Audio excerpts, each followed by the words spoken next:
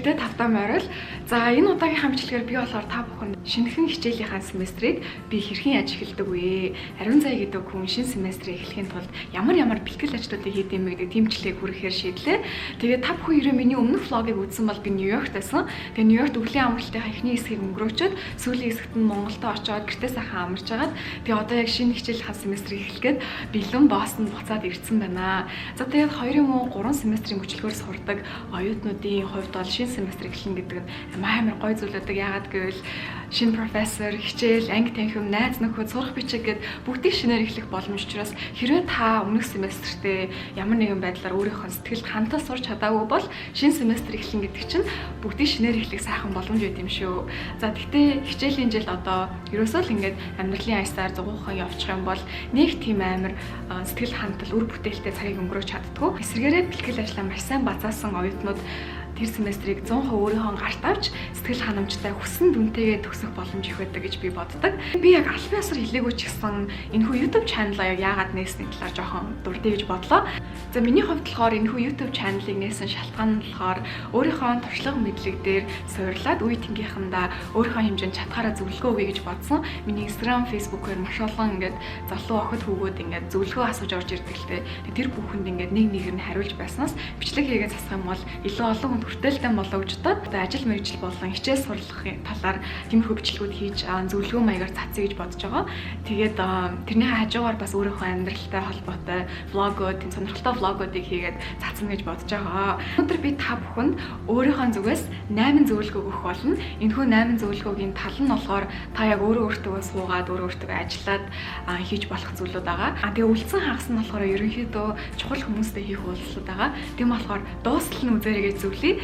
Заавал ч 2-3 цагийн дотор газ дуусгах шаардлагагүй. Та яг өөрийнхөө хурдан зориулаад өөртөө хангалттай цаг өгөөрэй гэж хүсэж байна. Тэгээд өөртөө сууж ямар нэгэн юмыг төлөвлөж байна гэдэг чинь маш их цаг хугацаа болон хувь хүний төлөвшил шаардсан зүйл. Тийм болохоор нэг ёсондоо би бол энийг хувь хүний бясалгал гэж хардаг. Тийм учраас та бүхэн өөртөө яг тэрийг дуусгахын тулд хэрэгтэй цаг хугацаагаа олгоорой гэж хүсэж байна шүү. Тэгээ олон юм орчлогоо зөвлөгөөрөө орцгоё. Миний эхний өгөх зөвлөгөө болохоор Class Shopping Week гэж байдаг. Энэхүү Class Shopping Week-ийг маш сайн ашиглаарай гэж хэлмээр байна. Энэ юу гэсэн үг юм бэ гэхээр одоо та бүхэн хэрэг 4-5 хичээл сонгоцсон байгаа бол яг ингээд бүртгүүлж чадаагүй маш олон сонирхолтой хичээлүүд байсан л ах тийм ээ. Тэр болгонд та бүртгүүлээгүй ч гэсэн очоод анги танхимд нь суугаад профессорын анхны лекцийг сонсоод профессортой уулзах боломж байдаг. Эхний 7 хоногт нь очиж суугаад профессороос нь зай байгаа бол бүртгүүлж болох уу гэдээ асуухад алдах юм байхгүй. Хэрвээ зайд дүүрсэн байвал та бүхэн дараагийн семестртээ хадгалж болно шүү дээ. Бүртгүүлсэн хичээлдээ заавал ч эхлээд очиж суугаарай. Тэгээд илүү цаг гарвал та тэр сонирхсан хичээлүүдэд очиж суугаарай. Яагаад гэвэл бүртгүүлчихсэн байна гэдэг чинь та системд орчихсон гэсэн үг. Тэгэхээр системд орчихсон болохоор хэрвээ тэр профессор чинь эхний өдрөөс эхлээд эрт заавад эхлэх юм бол та хэрвээ өөр хичээлүүдээр суугаа явжсэн бол таны эрт хүчингүй болох магадaltaй. Тийм учраас заавал ч эхлээд бүртгүүлсэн хичээлүүдэд очиж суугаад илүү цаг гарвал нөгөө сонирхсан хичээлүүдэд очиж шопинг хийгээрэй.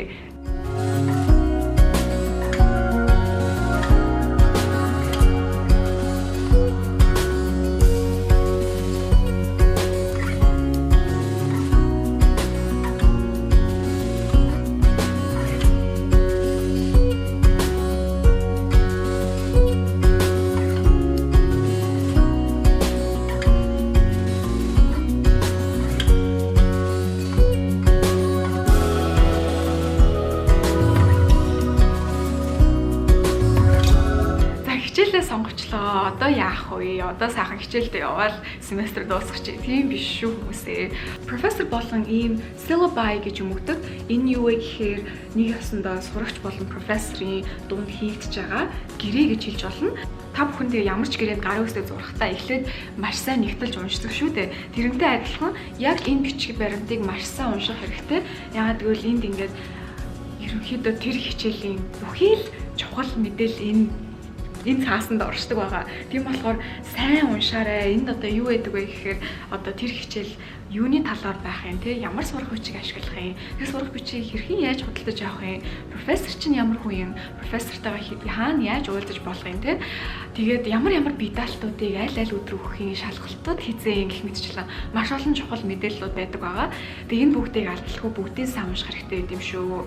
Бас амар тийм сонирхолтой мэдээллүүд хүртэл байдаг. Жишээ нь гэхэд одоо миний нэг хичээл дээр илүү бонус оноо авах тийм боломж байсан. Тэр нь юу вэ гэхээр яг энэ syllabus дээр бичсэн байсан л та 3 сарын хэдний өдөржүүлээ хагас өдөр нь манай багш өөр газар лекц тавьж байсан. Тэгээд тэр лекцэн дээр нь ирж суух юм бол илүү 2 оноо авч илүү тийм гоё боломж байсан л тэрийг багш маань хизээч англи дээр тэр семестр дуртаагүй. Энэ syllabus-ыг уншаад тэрхүү мэдээллийг олж авсан сурагчид очиж суугаад илүү дүн авч нэмэлт дүн авч байсан удаатай.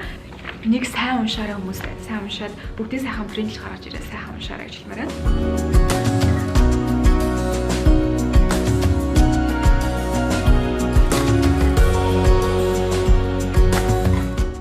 Болохоор хичээл бүртэд тусдан дэвтэр аваарай гэж хэлмээр байна. Зэн айгүй инээдтэй зөвлөгөөж магадгүй би амар консерватив үзэлтэй юм шиг тий.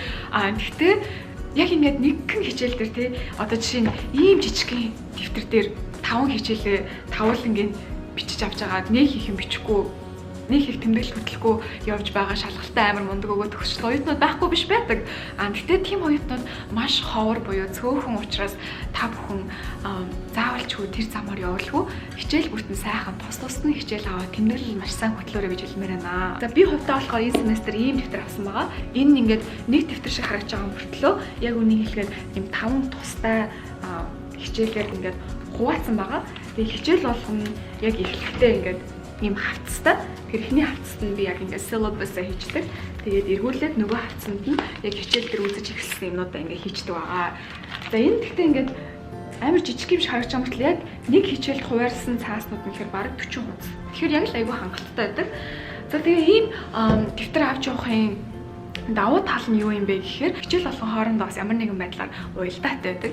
Жишээ нь одоо манай нэг профессор 2008 оны эдийн засгийн уналтыг ярихад манай нөгөө профессор тэр талаар бас ярьчихсан байж магадгүй. Тэмдэглэл сайн хөтэлдэг оюутнууд бол энэ багш ийм талаар ярьж байна. Тэр профессор бас энэ талаар ярьсан шүү дээ гэд дэвтрээ эргүүлээд хоёр үзэл бодлыг нэгтгээд өөрийнхөө анализыг бэлдээд гараа өргөөд багшаа би ингэж бодож байна. Миний хувьд энэ талаар би ийм үзэл бодолтой байна гэд хэлэхэд маш үнцэнтэй хувь нэмэр оруулдаг юм шүү гэж би хэлмээр байна.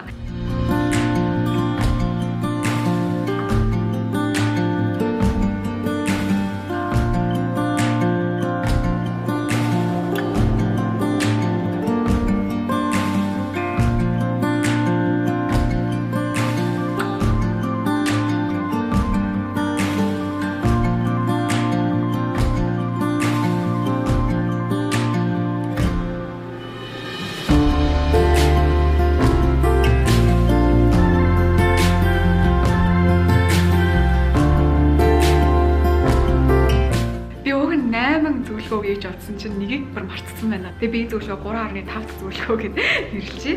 Тэр нь юу вэ гэхээр ийм нэрийн хуудастай болоорой. Энийг болохоор name tag гэдэг. Одоо нэрний майхан гэх юм уу? Майхан шоугаас тэ. Тэгээд ингээ өөрийнхөө нэрийг хийгээд эхний яг өөрийнхөө нэрийг bold олгоод хүсвэл та нар яг төгсөх жилээ бас бичиж болно. Тэгэх юм бол профессорудаа ингээ хараад та нарыг аягүй сайн нүдэлж чаддаг. Тэгэхгүй заримдаа Америк нэргүй гадаад оюутны хувьд бол өргөлж ингээл нэрээ дахин давтаж хилээд аягүй хэцүү байдаг. Ингээ хоёр талд нь ингээ принтлждэг. Яг хоёр талд нь принтлж байгаа гэхээр хэрвээ та ангийн урд сууж байгаа бол ард сууж байгаа ангийн хүүхдүүд ч гэсэн таны нэрийг харах араас чинь харах боломжтой байт юм шүү.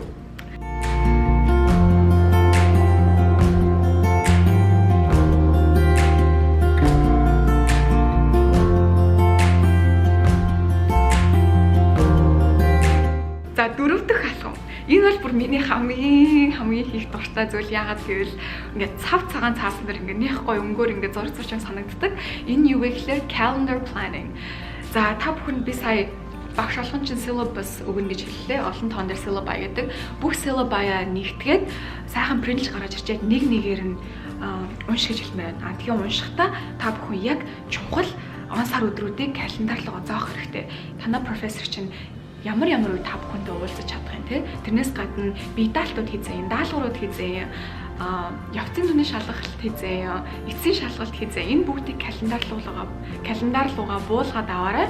Тэгээд шалгалтууд дээр бол одоо жишээ нь 3 сарын 20-нд явцын түний шалгалт байгаа бол би та бүхнийг 3 сарын 1-нд шалгалтандаа бэлдэж эхлээрэй гэдээ яг өөртөө сануулга ингээ бүгдийг сайхан 5 сарын турш ингээ зоогоо тавьчих гэж хэлмээр байна. За тэгээ хамгийн сүүлд нь хэлэхэд бол амралтуудаа бас зоох хэрэгтэй. Ягаад гэвэл жишээ нь одоо хаврын амралт 3 сарын 17-наас 29 ч юм уу тийм байвал та бүхэн бас яг урьдчилж тавьж өгөх хэрэгтэй. Ягаад гэвэл амралтууд хүртэл маш олон бэлтгэл ажил шаарддаг юм шүү. За тэгээд энэ алхмыг хийсний дараа бүр амар гоё мэдрэмж төрдөг. Би л бүр ингээд гэмээр ингээд нэх гоё бүр ингээд бүх амьдралаа шийдсэн юм шиг тийм гоё мэдрэмж төрдөг. Тэгээ та бүхэн ч гэсэн тийм гоё бүх зүйлийг гартаа авсан юм шиг мэдрэмж төрнө гэж найдаж байна.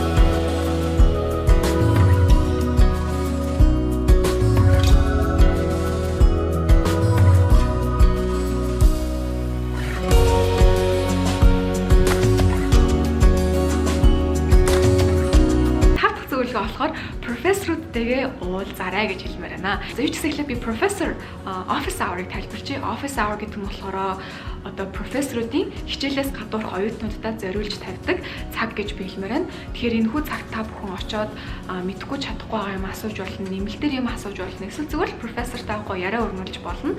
Энэ цагийг тэд нар өөрсдийнхөө ажлаас гадуур яг оюутнуудад зориулаад гаргадаг учраас сайн ашиглаж аваарай гэж хэлмээр байна. Тэгэхгүй оюутнууд бүр ингээд шалгалт хүртэл багш нартайгаа уулзахгүй явж агаад яг midterm юм уу final юм нь очоод амар юм асуух гал ингээд бөөнөрөө шавдаг. Тэр бол нэг тийм үр дүнтэй биш. Яг гэвэл та нэг л асуулт бараг асууж амжижээл араас ч хүүхдүүд ингээд би гэдэг ингээд танд нэг цаг олддгоо. За тэгээд эхний 7 хоногт уулзахын давуу тал нь юу вэ гэхээр хэрвээ та бүхэн ямар нэгэн тийм тусгай шаардлагатай ч юм уу тусгай анхаарал хандуулах зүйлтэй бол тэрийг профессортой урьдчилаад мэдгэдэд айгүй хэрэгтэй байдаг. Нэг өдөр тэр хичээлдээ заавалч ирж чадахгүйгаа мэдсэн бол эхний 7 хоногт нь очоод профессороо би энэ 7 хоногт яг ирж чадахгүй байгаа энийг тань урьдчилж мэдгдмээр байна гэж хэлэхэд айгүй профешнл байдаг. За би болохоор цаг гарвал эхний 7 хоногт очоод зүгээр сайн байна уу гэж зүгээр мэдчихлэг. Надад бол тийм нэг тусгай хэрэгцээтэй юм уу тусгай шаардлага байхгүй. Зүгээр л би очоод сайн байна уу профессороо би Монголоос ирсэн гэдэг өөрийгөө жоохон танилцуулаад тэгээд тэгснээрээ бас олон хүүхдүүд дундаас ялгаач багштай ингээд сайнаар танигдах бас нэг боломж байдаг. Хэрвээ та бүхэн календараа хөтэлдэг бол профессоруудын office hour-ыг тэр 7 хоногт нь аль профессорууд ямар office hour-таг календар дээр зоож өгөө. Тэгэхээр тэрийг repeat дээр тавьчихдаг шүү. Тэгэхээр та 7 хоног болгон дахиж бичээд авах шаардлагагүй, дахиж хөдөлж оруулаад байх шаардлагагүй. 7 хоног болгон календар дээр чинь харагдана гэсэн үг.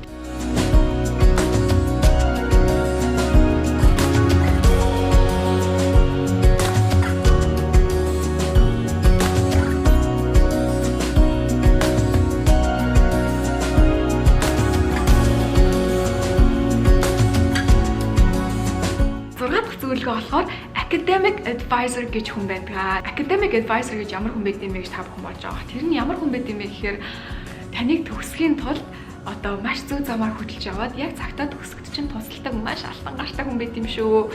Жишээ нь одоо таны мэргэжлийг маш сайн мэддэг те ямар кредит авч, ямар хичээл авч, ямар семестрээр яаж төлөвлөж төгсгөө гэдгийг маш сайн гаргалгааг нь гаргаж өгч чаддаг хүмүүс байдаг. Та бүхнийг бол би энэ хүнтэй семестрт хамгийн бата 2 удаа уулзах гэж хүсэж байна. Семестрийн эхэнд бас семестрийн сүүлд тэгснээрээ та дараагийн семестрийг маш сайн төлөвлөө явж чаддаг. Тэгэхгүй бол энэ хүнтэйгээ уулзахгүй явсаар байгаа зарим хүмүүс буруу хичээл сонгоод ч юм уу те хэрэггүй хичээл сонгоод цаг мөнгөө өрөөд илүү семестр юм илүү жил сурах тохиолдол маш олон байдаг. Тийм учраас энэ хүнтэйгээ уулзаад өөрийнхөө төлөвлөгөөг танилцуулаад өөрийнхөө хүсэл зорилгыг хэлээд хамтдаа ажиллаа явах юм бол танд маш хэрэгтэй гэдэг шүү.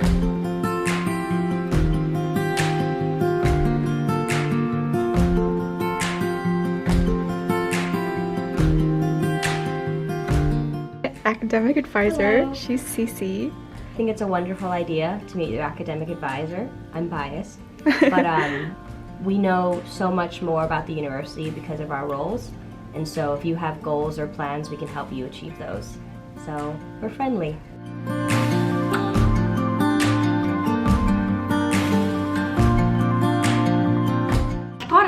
болохоор career advisor-тайгаа уулзж байгаарай. Career advisor нь ямар хүн байд юм бэ гэхээр их сургуультаа сурж явах явцад дадлагтай болоход ч туслах, төгсөөд ажилдаа болоход ч туслах маш чухал хүн байд юм шүү. Тийм учраас эдгээр хүмүүстэй бүр өдөр болгон хаалганд төгссөн ч хамаагүй очиод уулзаа зөвлөгөө аваад тусламж аваад явах юм бол та Америкт юм уу ямар нэгэн газар сурж байхдаа дадлага юм уу төгсөөд ажиллах ажилдаа болох чинь маш их тусалж өгдөг хүмүүс шүү гэж хэлмээр байна.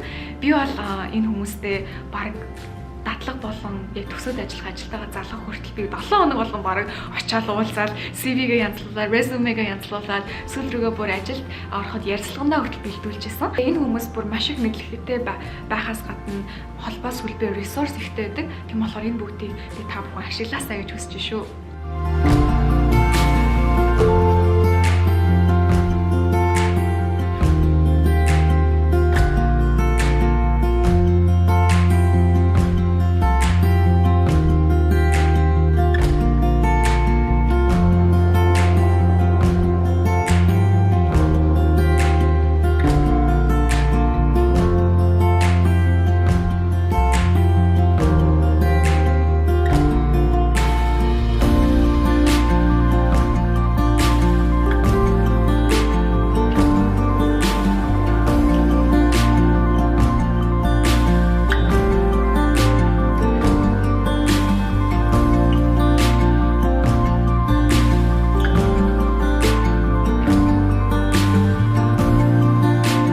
Why do you think students should come and see career advisors at the beginning of every semester?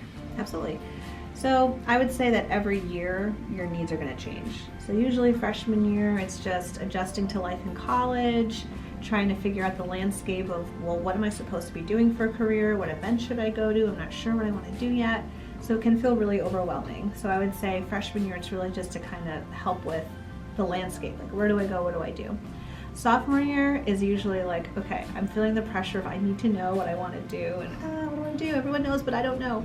So I think both managing the anxiety of that process, but also having like a clear, thought out way of making those decisions from an objective perspective, as opposed to emotional opinions from maybe external factors like your parents or friends, things like that.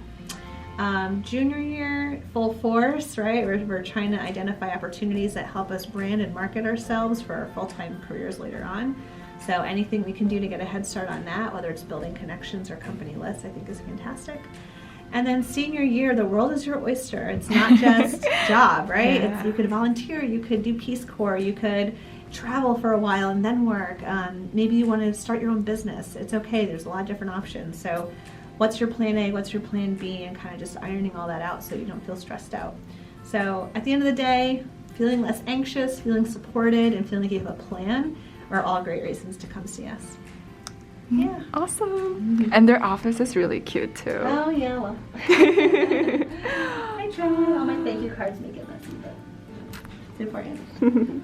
Bye. За ингээд одоо 8 дахь зөвлөгөө өгье. За тэгээ 8 дахь зөвлөгөө нь юу вэ гэхээр би та бүхэнд өөрийн гэсэн semester wish list гаргаасаа гэж хүсэж байна. За wish list нь тийм хэцүү юм бол биш. Та юун дээр ч хийж болно, жижигхэн цаасан дээр бичиж болно, зургаар зурж болно. Миний санал болгож байгаа нь болохоор хөөрхөн жижигхэн цаасан дээр бичээд what you want from the semester and what you don't want from the semester гэд семестрээс хүсэж байгаа зүйл болон хүсэхгүй байгаа зүйл гэд хоёр игнээ зүйл бичээрэй гэж би хүсэж байна. Өдөр болгон сургууль руугаа авч явах хичээлийн хамгийн ихний хатсны одоо хамгийн ихний нүүрний энчээ наачих гэж би хэлмээр байна.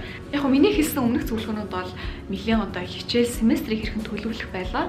Энэ яг 8 галхам семестр wish list хийснээрээ та бүхэн яг өөрийнхөө хүсэл зорилго, тэмүүллийг удирдаад өдөр болгон тэрээс урам зориг авч болох гоё алхам л та. За тэгээд 8 алхам маань эдгээр 8 алхмууд байлаа. Та бүхэнд магадгүй 100% буухгүй ч гэж магадгүй. Гэхдээ ямар нэгэн байдлаар тусалсан байх гэж найдаж байна. Хамгийн гол нь миний хэлгээд байгаа гол санаа нь юу вэ гэхээр ямарваа нэгэн юмыг тийм ээ амжилттай төгсөж дүүргэж дуусгахын тулд та бүхэн бэлтгэл ажил маш чухал гэдэг шүү гэдгийг би дахин онцолж хэлмээр байна. Энэ бол миний зүгээс өгсөн миний яаж семестрийг эхэлдэг бэлтгэл ажлын талаарх зөвлөгөө байлаа. Миний сая хэлсэн 8 алхмуудыг та аль нэгийг нь хэрэгжүүлээд амьдралд чинь хэрэг болсон бол доор комент хэсэгт бас сэтгэлээ үлдээгээрэй гэж хүсэж байна. Яагаад гэвэл таны туулсан туршлагыг хүртэл би уншаад танаас маш их урам зориг авах болно гэдэгт амар итгэлтэй байна. Тэгээ та нар надад амар урам зориг өгдөө шүү. You have no idea. Зарим үзэж байгаа хүмүүсийн хичээл нь хэдийн эхлээд 2-3-7 хоног болцсон байж магадгүй.